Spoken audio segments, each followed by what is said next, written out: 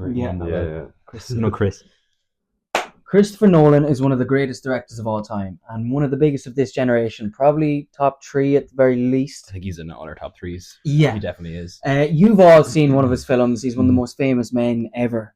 Some absolute blockbusters. So we're going to break down some of his, talk about what our favourites are, talk about some of the lesser known ones, and also, just an overall chat about Christopher Nolan. We're going to do our top 3s, talk about his soundtracks, and just break down good old Chrissy boy. So, Sean, would you like to get us started? Will you do a top 3 first, or we? No. We'll get our top 3 at the end. But you were recently in Morocco, as we were talking about on one of our last episodes. The Odyssey is his new movie coming out this year, which is going to be an epic. It's going to be huge. Every movie Christopher Nolan does is an epic, basically.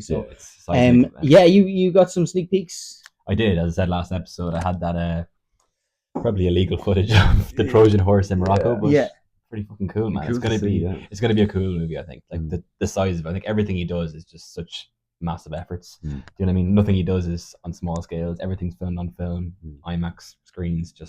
He's known for that. You know what I mean? I hope the hype for the Odyssey is as good as the hype for Oppenheimer, because that that was amazing. I've never in my lifetime seen like a cinema experience be so like the whole world went to the cinema to see Oppenheimer, and I hope it's the same for the Odyssey, because it was just the hype around that was unbelievable. I think it would be, and also it benefited from the whole Barbenheimer thing of Barbie and Oppenheimer at the same time. I'd assume it will be somewhat similar, although we're nearly almost in a new age. Oppenheimer came out in 2024, 2023? I think. I think we've almost already the age of cinema it's getting bigger. It's kind of become more of a big deal. So we're seeing more and more of these massive films. 2026 is stacked. It is stacked. It's not like 2024 was just Barbie and Oppenheimer, whereas it's different this year. You've got the Dune 3, you've got Adventures of Cliff Booth, you've got there's so many, I think. There's new Avengers. I know you don't want to hear that, but it's there. It's there to be watched. This is probably topped a lot, though. 100%. Like, it's been talked about for years. I think he's been drafted to do it for years. You know what I mean? Like, too warm. Anytime I go to the cinema now as well, it's always on the ads beforehand, and it's just like, I know. It's just the hype is building inside of me now. I can't wait to see it's going to be. The one thing I'm kind of a bit apprehensive is, like, I know he loves putting musicians in his movies. You know the way he had David Bowie in Prestige, and he had Harry Styles at Dunkirk. But he has Travis Scott in the Odyssey. I know, that's a bad one. Interesting. I don't know. Like, he could be good. You know what I mean? Like, we can't. Travis Scott's doing fucking everything. Like, you know, he's putting his hand to everything. So hey, power to him. He has a song on Tenet as well. Do you know that? Does he? Yeah. Oh wait. It's not so What weird. was the song? I don't know the name of it. It was just like it was for the movie. But your man Ludwig Göransson, I think his name is. Okay. He's the guy who does the collaborations for the scores with what's the name, for Oppenheimer and for Tenet were the first two he did together. Hans Zimmer. Hans Zimmer done before that as well. But your man Ludwig Göransson, he did Sinners as well. Actually, he's unbelievable. But he worked on that song with Travis Scott for Tenet. Okay, so cool. He used to collaborate with Childish Gambino. He did, He did Redbone, didn't he? He won like a Grammy for that, I think. Okay. And He's a cool dude. Sean, you watched Tenet last night for the first time. I did watch it last night in preparation for this podcast. Yes, yeah. Because it was the one I haven't seen out of like the big Nolan movies. And what can I say about it? How do I start? There was good parts to it. I'm not gonna lie. There was good parts, but overall, I think he missed the mark. Okay, because me and Shane have seen it, but I can't remember. I think I fell asleep or half watched it. I can't give a fair. It didn't grab me though enough to be really focused. What did you think? Same as it didn't grab me at all, and it was just like, you have like your traditional confusing Christopher Nolan's, like your Memento and your Inception and stuff. But it makes sense at the end. And it's kind of like a linear story, whereas this one was just all over the place. Like even the ambiguity. Like, you know the way for like Inception, for example, like it's very ambiguous where they are at the time, but at the end of the spinner, like that's cool and ambiguous. Jesus Christ, man. But the whole movie is just clusterfuck. You're just watching the main character, and then the main character is also over here, and one of them's walking backwards and one of them's walking forwards. One of them has a gas mask to his face. Like, it's too much. It's just so, I get what he's trying to do. Like, and there's a few cool scenes. Like, you know the one where Robert Pattinson's character notices John David Washington's character, and he's like in the reverse, I think, at the time, and he's like, oh, this is obviously meant to happen in the future. So he throws the helmet to him, he gets on with it, and which I thought was kind of cool. But it's very hard to follow, and you kind of come out being like, what did I just watch? I sent you a voice note actually about 10 minutes in. Do you remember what I said to you? The train track. What happened there? I don't know. So I think in cinema, like train scenes are really cool. They're really like satisfying to watch. Okay, so there was like he was tied to a train track in the first 10 minutes, and there's 2 trains going either side of him, and it looks really cool the way it's shot, like it's parallel and all this. But who was driving the trains? Like, it was never answered.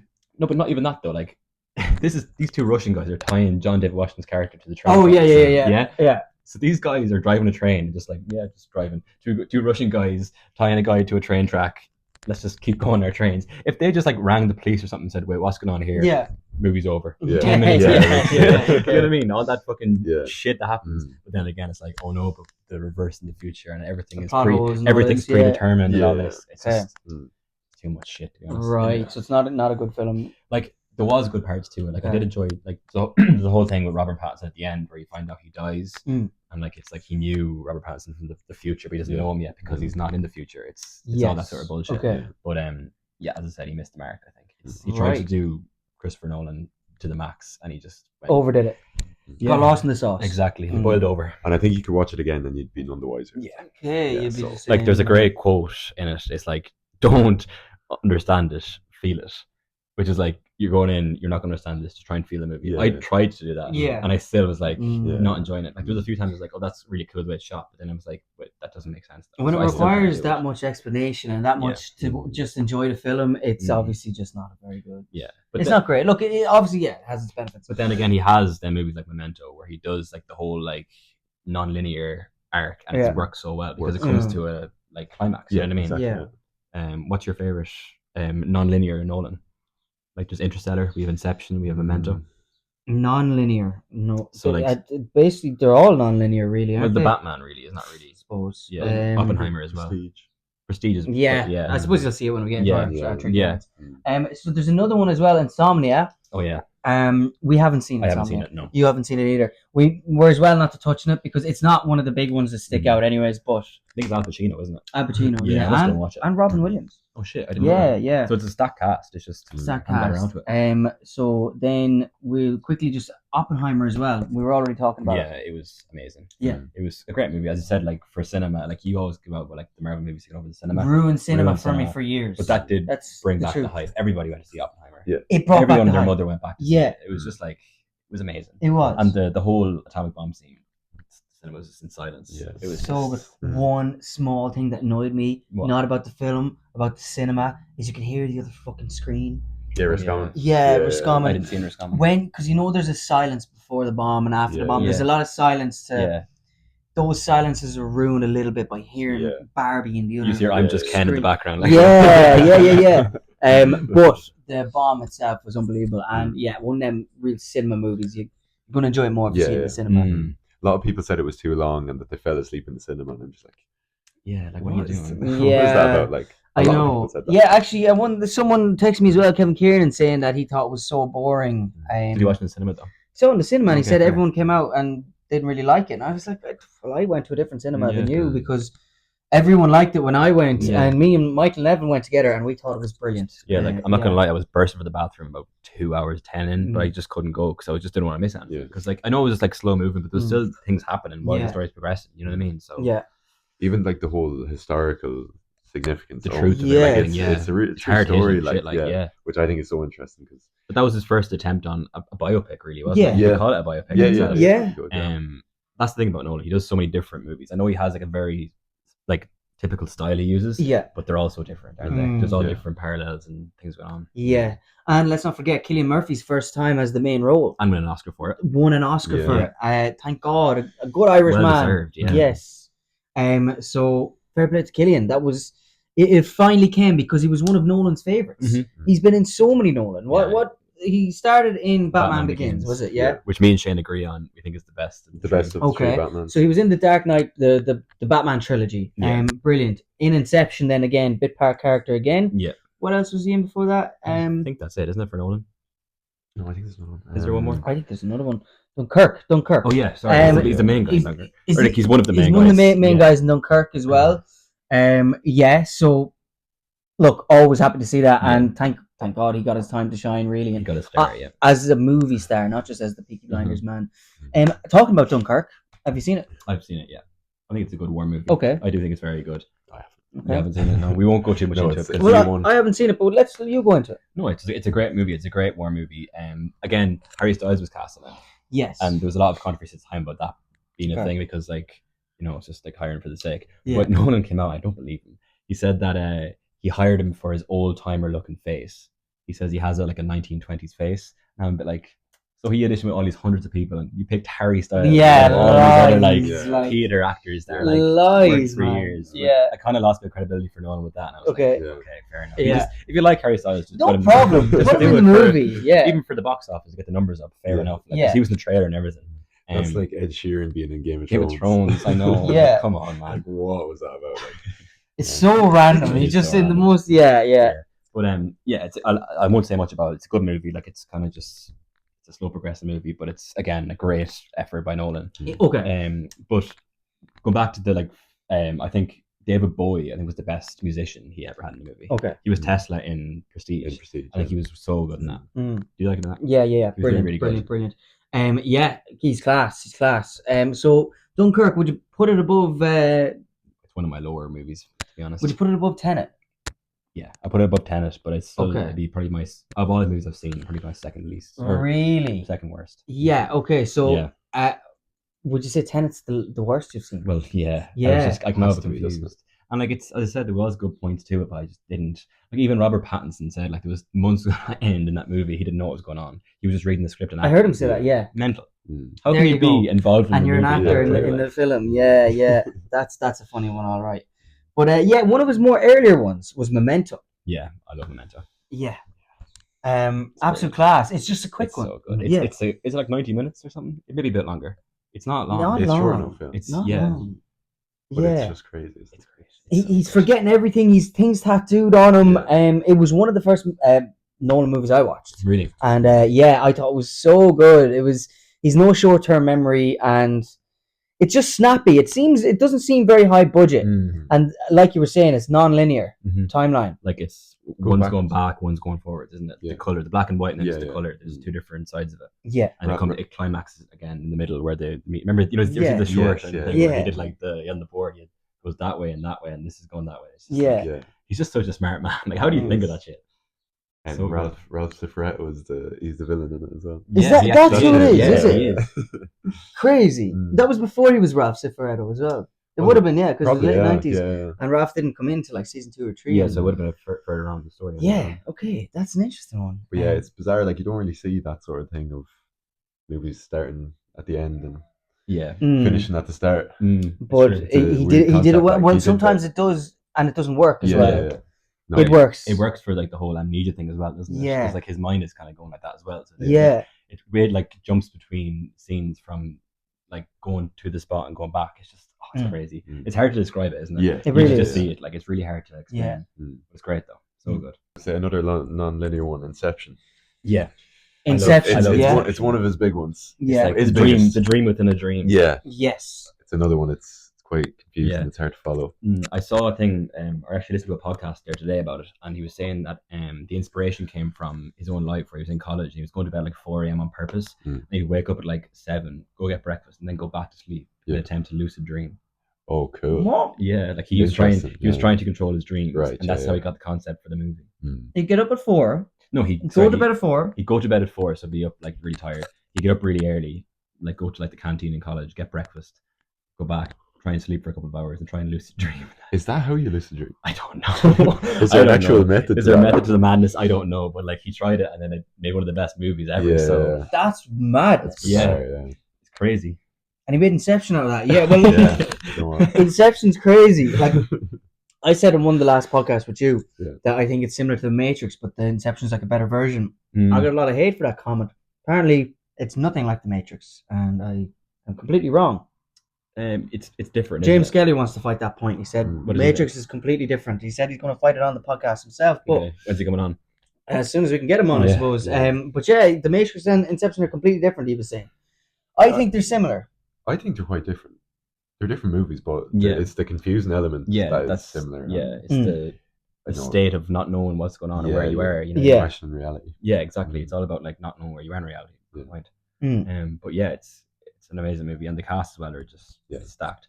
I love the way too. He said about Cillian Murphy. He repeats his cast. I think that's so good. Cillian Murphy, Tom Hardy's brilliant in it as well. Leonardo DiCaprio, of course. Two of my favorite actors, Cillian Murphy and Leonardo DiCaprio in it. Michael Caine. Michael Caine's a classic. He's in all of them as well. He loves him. Yeah, but he was saying before as well. He always brings the same actors in, so like he trusts them. It's all about trust with Christopher Nolan. Like he doesn't like even his fucking wife is his producer. Yeah, Emma Thomas, and then his brother is like one of the writers as well. It's crazy. His brother's one of the writers. Jonathan, I think it is. Okay. Yeah, but like he always brings the same actors in. He does like a tight knit group and know exactly what his vision is. He wants to get to that goal. Yes. He's just a determined man, isn't he? He is. He really is. Michael Caine's going to be 200 years old, still acting. It still plays his characters the same age. Like he just plays that old guy in every film. Like he was in Tenet for like probably 5 minutes. But I just thought like it was kind of unnecessary, but it was kind of cool too. Because it's Michael Caine. Like, he gets away with being. You have to get his appearance in there, and I hope he was just Alfred in that 5 minutes. He was just talking like Alfred. Yeah, he was still in character. I hope he made lots of money for it. I hope he deserves it. Yeah, he's an absolute icon, legend. Another great one, The Prestige. Yes, love it. Yeah, as I was saying about David Bowie in that, he's like Nikolai Tesla. Yeah, I know he's kind of just like a charismatic guy for about 15 minutes screen time total. But he's very good. He's very good now. Yeah. And I think plays him really well. Nolan's a massive Bowie fan. He just wanted to get in the movie for the star sort of thing. Just to get David Bowie in. That's why I don't believe the whole Harry Styles thing. Yeah. That's trying to be too politically like, come on. Yeah, bullshit. But Christian Bale and Hugh Jackman, absolutely so amazing. They're so good together in that movie, aren't they? Their chemistry is insane. Yeah, it's so like powerful to watch. Like I think Hugh Jackman's one of my favorite actors, and then Christian Bale is also up there as one of the best. Yes, so they work so well together. Unbelievable twist. Oh, insane twist. Multiple twists and turns. You think, how can he have another trick up his sleeve? But then you forget it's a movie about magicians. Of course, he's got another trick up his sleeve. And then he has another trick. It's like, whoa! How did he do that? The main twist is probably the one. The main twist is Did one of you say someone saw it coming? Did I hear one of you say that before? Someone told me that before. Adam Guyton was it? Adam Guyton? Yeah, he saw it coming. Yeah. How did you see that coming? I don't know. Will we say what it is, or are we going to keep No. Well, the main one with the the main twist. It's a spoiler. You'll see it. We can kind of touch on it, I guess. But yeah, Christian Bale is the main part of that. Yeah. It's his character, anyways. But it's a battle of two magicians trying to get the better of each other and trying to be the best. And yeah, they've got a lot of personal beef, and they respect each other too, which is so respect good. there. There's respect, and there's so much animosity, and there's so much history with them. It's an amazing movie. It's so well done. Like a magic movie sounds cringe, and he just made it so cool. He made it so cool. He made it amazing. And then Christian Bale wasn't his first time with Nolan, or was it his first time? That was his first, and then that was before Batman. Yeah, Batman Begins, which is was it? What was first? I think Batman Begins might be first, and then The Prestige, and then The Dark Knight. I think that's what it was. Yeah, that's it. What did you think of him in Batman Begins? We said before, Shane, that we think Pattinson's a better Batman. But I do think they are good movies. They're amazing movies. Like everybody loves. Like I think The Dark Knight has a place in everybody's heart. Yeah, I think the fact that was our generation growing up, that was our Batman. Yeah, that's such a big thing. When we were like kids, going to teenagers, it was such a big movie, like, you know what I mean? Yeah, massive. The Dark Knight is and maybe the Tobey Maguire Spider-Mans are the only superhero movies I like. Soft spot for them. The Nolan's Batman and Tobey Maguire's That's so only superhero movies I like, because I think they really incorporate action the best into them, and it's not just CGI for the sake of it. But do you think Batman Begins is the best of the trilogy? Yeah, really? I don't know. I think the build up is so good for it. I don't know. It's just the whole setting the scene. It's just so fucking good. I think The Dark Knight's the best. Yeah, I think that's the popular opinion. It would be. Yeah, Dark Knight's unbelievable. I just love Cillian Murphy as the Scarecrow. Yeah, he's good. He's so much more central in the first one. He is, yeah. And it's like all based around him. I know, and he's so good. And his good. eyes, you said it before about his piercing eyes through the fucking mask. Apparently, the way he says the Batman, he didn't like the way he said the Batman. He thought it was really weird. And Nolan was like, "No, that's actually perfect. That's actually perfect." It's one of the coolest things. He wasn't happy with it. I think with The Dark Knight, I love the movie, but this is such a weird thing to say. But I think it's nearly too short. I think there's some things they could have. How long is it? It's like 2.5 hours long. It's long. Yeah. But they get a lot in. They do get a lot in, but I think it's almost squished in. I think they could have rolled it out and made it a bit slower.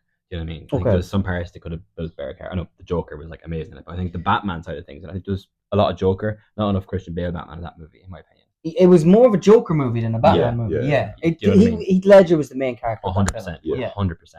That's my kind of rife with the Dark Knight.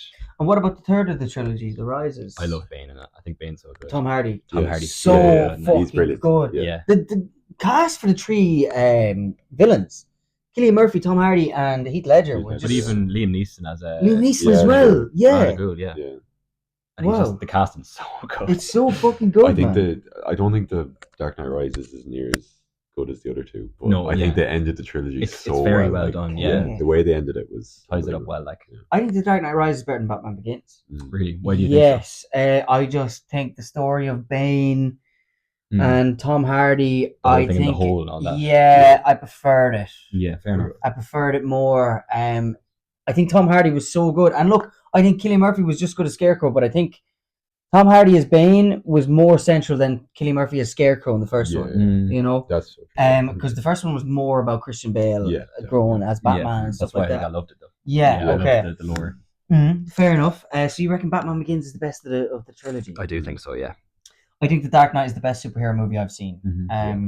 But would you think, and I don't like superhero movies. I don't even think it's a superhero movie, though. I think it's just because it's Batman. Yeah. Like, it's not. Like, if that was just... That's why I like it. If that was Bruce Wayne and some random guy with face paint and it wasn't called Batman, it's not really a superhero movie, is it? It's just, it's more grounded than a superhero movie. You know what I mean? That's probably why you love it so much. That's true. That's true. But so all good films, really. No, they're amazing films. Just as a trilogy. Yeah, it's perfect. It's a perfect trilogy. It is one of the few trilogies that I think does it. All three movies are good. Because it is tough to do that. Yeah, it is so tough. So then we've only really got Interstellar left. Yeah, I think without spoiling my top three, this is my number one, Nolan. I think it's unbelievable. One of the lads at work actually was talking about it, and he was saying that Tenet, he said, was like this convoluted shite, he called it, because that's what it is. But he thinks the same about Interstellar. And I was like, no, you're so wrong. Yeah. You're so wrong. That's a hot take. That's a very hot take. He thinks it's convoluted shite. But he just called Tenet that, and he said, I also think Interstellar is the same. And I'm like, no, you're so wrong. You can't just throw Interstellar in with Tenet like that. It's different. You can't lump them. You can't brush them with the same brush or whatever. Paint them with the same brush. Yeah, but like people always go about Nolan not having enough like emotional depth in his movies. It's all just about like, let's film on film, no digital. Let's just make it look really good. But I think Interstellar is such an emotional movie. It is emotional. Yeah. It's so good. Like you can't. I don't think, even if you don't like the movie, I think you can appreciate. You have to appreciate it. You have to appreciate it. It's so good. Yeah. Can you hate on Timothée Chalamet from it? That's true. That's a very good point, Oren. Can I hate on Timothée Chalamet in it? Yeah. He's a kid. Boy. He's good. It's just topical. Timothée Chalamet. Yeah. Timothée Chalamet's fine in it. To be honest, like he doesn't do anything too bad. I don't dislike Casey Affleck as well. You're not a big Casey Affleck guy either. I don't like Manchester by the Sea. I've never seen him in anything else, to be honest. So I will say Interstellar doesn't make my top three, Nolan. Really? Yeah, so I'll guess I have to call it overrated because but I went into Interstellar after being told it was the greatest movie ever. Yeah. And a lot of people say that. Yeah. There is more people I know that Interstellar is their favorite movie than any other movie. Do you get what I mean? I think so, yeah. But they haven't watched enough movies. What's the most popular answer, do you think? For Nolan No. For the best movie ever. The best movie ever. What has come up, and it might only be 3 times because everyone has a different opinion, but what has come up a little bit more than others? Shawshank. That's what I was going to say. Interstellar. Fight Club. Goodfellas. Fight Club, yeah? I think Fight Club. Okay. It's very general. But Interstellar, I haven't heard Fight Club as much as the other 3, though. Fair. Shawshank, Goodfellas, and I think Shawshank Interstellar. The I'm going to throw Interstellar in with Shawshank now as being the kind of the dumb reach, but of this generation. The dumb reach favorite movie. Is that fair? I don't agree with that, though, because I think Shawshank is more accessible than Interstellar. Like, you actually have to sit down and set aside time to actually enjoy Interstellar. I think Shawshank is an easier watch. Like, I'm not saying you have to be smart to understand Interstellar, but like you actually have to like sit down and actually appreciate it. You can't just kind of have it on in the background and kind of get what's going on. Do you know what I mean?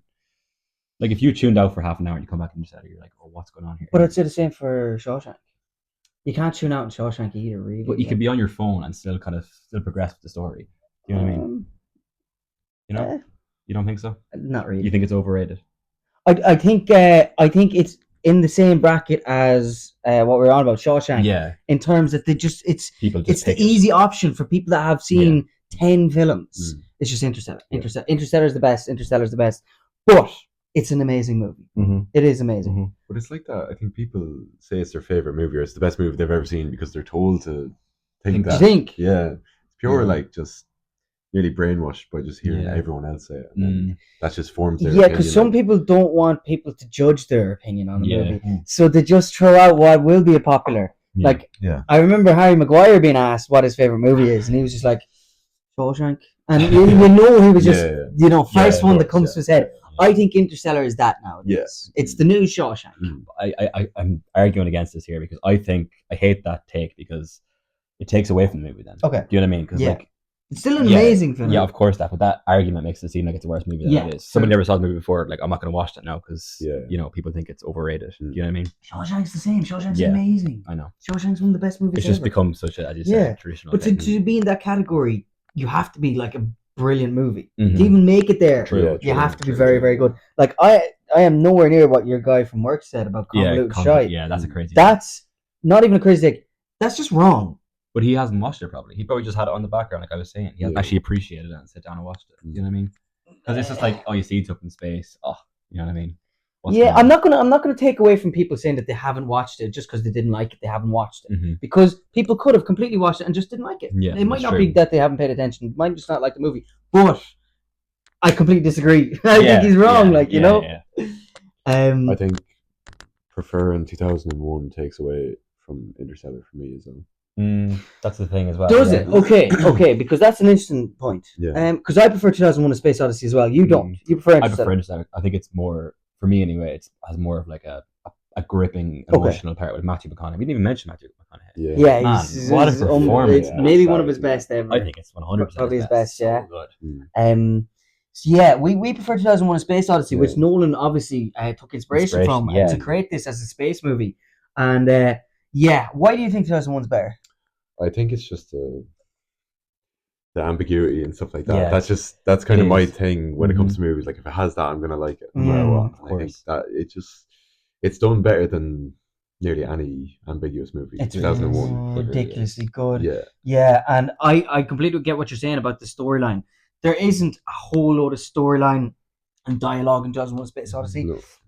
So you know that there's a certain amount of people who watch that movie and they just won't like it. Yeah. 100%. I can say for sure there's people that won't like 2001: Space Odyssey.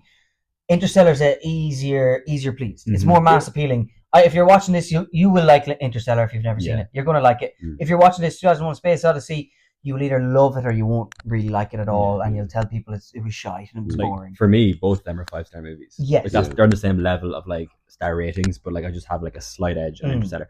Funnily enough, actually, it's obvious, but like Nolan has a massive inspiration from 2001: A Space Odyssey. Yeah. But something really cool was he saw that movie in like I think it was Leicester Square Cinema when he was like a child. It got re-released in the 90s or something. And then he the last screening in that cinema before it got knocked down was Interstellar. Isn't that really weird? Cool. Wow. So he saw 2001 there when he was like a child, and then the last movie to ever be seen there was Interstellar. That's so cool. Wow. That's unbelievable. That's kind of weird. That's a cool one. Yeah. It's really cool. Was it? I think it was 2001: A Space Odyssey became the first movie to have set times in the cinema. I don't know if I'm correct. I remember talking. I can't remember where I saw the fact, but I think Christopher Nolan said it. Like time slots, or yes, because before 2001: A Space Odyssey, movies used to just play continuously, and you bought the ticket and just went in whenever, and you could have started halfway through, just because it was just played 24/7 on a loop, and you would pay and go in at whatever time. That's kind of cool. Yeah, but they changed it for 2001: Space Odyssey, and they changed the whole cinema culture forever. Okay. They changed it to the point where this is where the movie starts. This is when you come in and start watching, and then this is when you end. This is when it ends. This is when everybody leaves. So it changed from people coming in like a conveyor belt of cinema, which is what people used to do back in the day. Even you'd see old movies that are showing old people in the cinema from years gone, and people just kind of do come in and go. They come and go like conveyor belt. So whereas 2001: Space Odyssey changed the thing where everybody comes in at this time, watches the movie, and everybody leaves at the one time. Yeah. Rather than it just playing continuously throughout the day and you catching it whenever you want.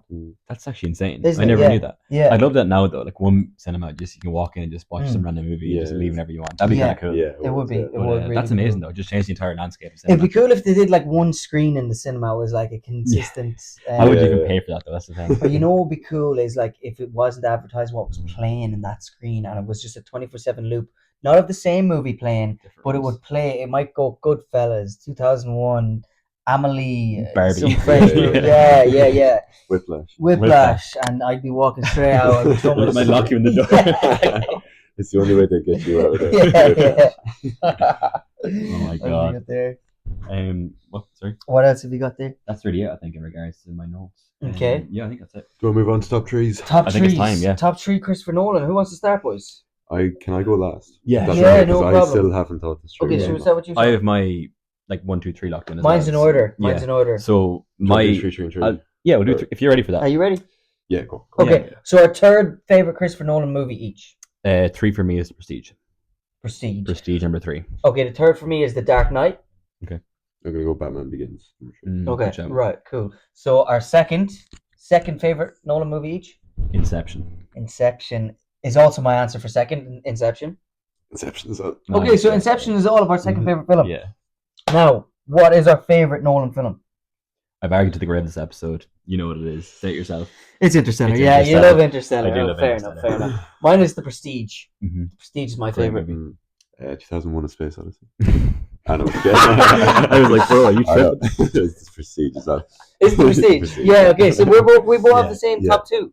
Top two. Yeah. Okay. Cool. Your third is Dark Knight. Dark Knight. Yours is it's just they're 2 Batman movies. Yeah. So you're very similar. We've got a very similar tree. similar. Very similar tree. Okay. So The Prestige is both of our favorite. Yeah. Yeah.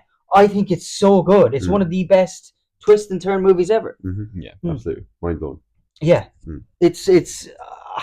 I couldn't get over how good it was. Yeah. Yeah. It's so good, isn't it? Like, to be honest, it's third on my list as well, so it's in my top 3 for all the movies he has. Yes. As I said before, the twist, the actors, everything. Definitely sticks with it. It's weird. Sorry. It definitely sticks with it. 100%. Like afterwards, you're like lying in bed thinking, like, how did you not notice that before? You know, yes. The reason that's my number 1 is because there's no movie like The Prestige. I don't think. Yeah. There's nothing it's like unique. Whether Inception has The Matrix, Interstellar has one. You can look at some other ones. What else does he have? Obviously, the Batmans. There's loads of different Batmans. The Odyssey might be the biopics and stuff like that with Oppenheimer.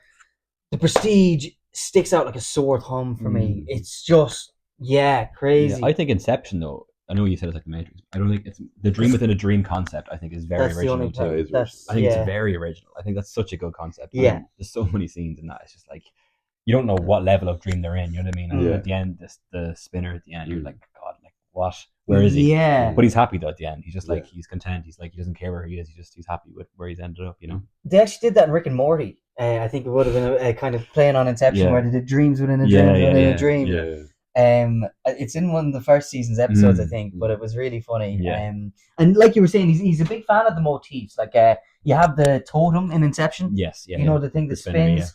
Time in Interstellar is its own kind of motif in itself because you've got the ticking, you've got the stopwatch, you've got this, you've got that. Tenet's this kind of time is what would you even call Tenet? Like what would you say the motif is in that? Like it is time, but it's confusion. Yeah, it's like the future and the past, and it's like not cloning, but it's fucking weird. Like, it's just like dual realities. Yeah, it's time, isn't it? It's like sci-fi on crack, basically. Okay. Yeah. I don't know. Yeah. I keep going back to it. It's just actually I really wanted to enjoy it. I just did not like it. Yeah, fair enough. The more you think about it, the more you talk about it. It's actually annoying. Annoying. What was your third again? Sorry. My number 1. Your third was The Prestige, then Inception, then your one is Interstellar. Yeah, we've talked a lot about Interstellar. None of us have Oppenheimer even. Like no, Jamie Donahue in work, he has that in his 4 favorites. But Oppenheimer was fucking brilliant, man. It was so good. It's just mad that none of us can even put it in our top 3. That's how but like the caliber of his. I think for Oppenheimer though, like we all loved it so much, appreciate it, but it didn't really like resonate in the way like when you left cinema, you still thought about it, but you weren't like.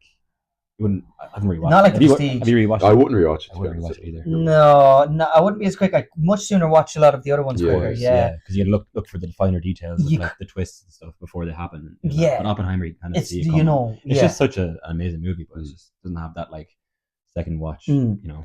What I will say about most of the bar Tenet, nearly everything I've rated from Christopher Nolan is 4.5 or 5 or Mine 4. Like, 4.5 or 5. They're all super high quality. Like he made me rate movies for Nolan one day, and I think like 5 or 6 still 5 stars. Like it's so hard not to put them 5 stars. I think if I put Oppenheimer down to 4.5, then that's in my opinion, it's still a really good movie. But it's not 4.5 is a huge rating. It's a huge score. But Christopher Nolan, another thing, I think he's one of the best beginner directors for those that have not watched much movies. Yeah, I think he is. Because like when I was 22 and I first started watching movies, I went straight to Tarantino. Because I watched Once Upon a Time in Hollywood first, loved it. Went to Tarantino, went straight to Nolan. And then if you go to Nolan, you're getting Interstellar. If you haven't watched it, you get Inception, you get Memento, The Prestige, the Batman trilogy straight off the bat. For someone who's not big into movies or hasn't seen a whole lot, Christopher Nolan's a great place to start. Yeah, he's a great place to start. And try and watch him on the big screen too, I think, if you get a chance. Because we saw the Interstellar 10-year anniversary rerun. I forgot to say that actually. And I saw it like originally on my TV like in 2018 or something. Yeah. And I saw it on the big screen and it's so much better. Made a huge difference. The sound, the fucking everything about it is just amazing. Like he's built for the big screen, isn't he? Yes. And it was Interstellar 1 that you think improved a lot upon rewatch. Massively. Yeah. I really enjoyed it, but then on the big screen I was like, oh no, this is my number one Nolan for that exact reason. Because I told you the 2001: Space Odyssey is the movie that I think improves the most on a rewatch of anything I've ever rewatched. I must rewatch because I think you could understand why it's because it seems like what's happening at the start. When you rewatch it knowing exactly what is kind of happening, I may not say exactly, but you can start to focus on the finer details that seem to just go over your head the first time, and you become more amazed. And now I see why it's its own cult within itself. It's because the more you watch it, the more you see, and the more you love it so much. But in terms of Nolan, I think The Prestige is one I want to rewatch that I haven't. Yeah, I rewatched it the other day or like a month ago, and it's just so good. Yeah. So I was watching with Aaron for the first time, and it was the first time watching. I was kind of watching him and watching the movie to see his reaction was coming up. Yeah. It's so good. Like, it's like just as the twist happens. Yeah, like he's looking at me. Like, what are you looking at me? Yeah. Sorry. And we talked about how there's some movies that when they have a big twist it can ruin the rewatch. Yeah, you can't rewatch it. Well, you can. Some you can't, but some are such a big twist, and the whole movie is the twist that maybe there's no point in rewatching. Do you have examples of that? 7, The Usual Suspects, that kind of stuff where the whole movie's a twist. Knowing the twist in The Prestige, it just makes me want to watch it more. Yeah, honestly. Yeah. You want to experience that again. You do. And I think I've left it long enough that I would experience it. Like it's you'll the first still feel time. not shocked, you'll still feel the same way you did at the time. Not obviously the level, but you're still kind of like, oh man, it's insane. You kind of a grin in your face when it's coming. You're like, this is not about to happen, is it? Yeah. And of course, there's always small things you forget, especially when you give it a bit of time. But like I was saying, Nolan being like the second director I really delved into, I haven't rewatched anything of his because I went back and rewatched a load of his because I love him so much. I love his movies, not him. But Nolan is one I kind of watched them all. I was like, they're brilliant. But I never actually went back to them because a lot of them are such blockbusters that I really want to give myself a bit of time to sit down and enjoy. Whereas Tarantino's a bit like a comfort watch for me. I can stick it on the background and not look at it. Whereas I know with these, I want to be locked in a little bit more. So, like even with Once Upon a Time in Hollywood, say I can just stick that on. I don't need to focus on anything. Like just enjoy the vibes of the movie. Exactly. It's just like you can just scroll on your phone. Just chill out, talk to somebody, but you can still just tune into the movie. It's just You're not going to fall asleep to Nolan's movies. No. Yeah, I know. Well, apparently some people are falling asleep. That's what they're saying. But in the cinema and everything. I don't know. Crazy. I think it's criminal, man. It is criminal. It's criminal falling asleep in the cinema. Shocking. As comfortable as it is. As well, like, come on, man. Yeah. But boys, anything else you'd like to add on Christopher Nolan? I think everyone go watch his movies right now. Yeah. And you've heard our top 3. You know which ones we think is. I'd say them 3 you mentioned. All 3 of the Batmans. Anyway, watch them. They're accessible enough. Yes. And what else? Inception's pretty accessible enough too. For the mind benders, it is. Yeah. Definitely is. Yeah. Can we agree? Let's put the Batman serious. Batman on the side. Can we agree? Inception, The Prestige, and Interstellar. Yeah. That's top 3. I think so. Okay. Yeah. Excluding Batman. Order. Excluding Batman. So Inception, The Prestige, and Interstellar is the ones we think. That's the Wyseguys top 3. The Wyseguys top 3 for Christopher Nolan. So if you're going to watch any, and then obviously if you like superheroes and Batman, there you've got that series there as well. But I think those are good ones to start with if you haven't watched much Christopher Nolan. And you've got a lot of time until the Odyssey comes out. When is it coming out? July. Yeah. Maybe not that much time actually. No, it's May now. So so maybe get on it and start watching them. Get prepared for the Odyssey. I'm going to be in America for that. I'm going to try going to like the IMAX show. Yeah, IMAX definitely. Class. Can't wait to see that. Anyways, thank you very much for watching.